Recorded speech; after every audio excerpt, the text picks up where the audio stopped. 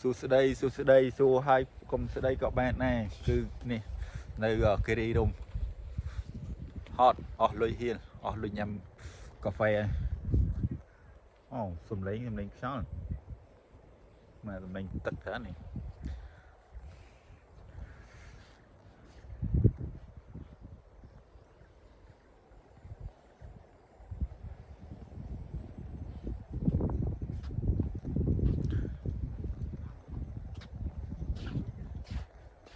ទំនេរអី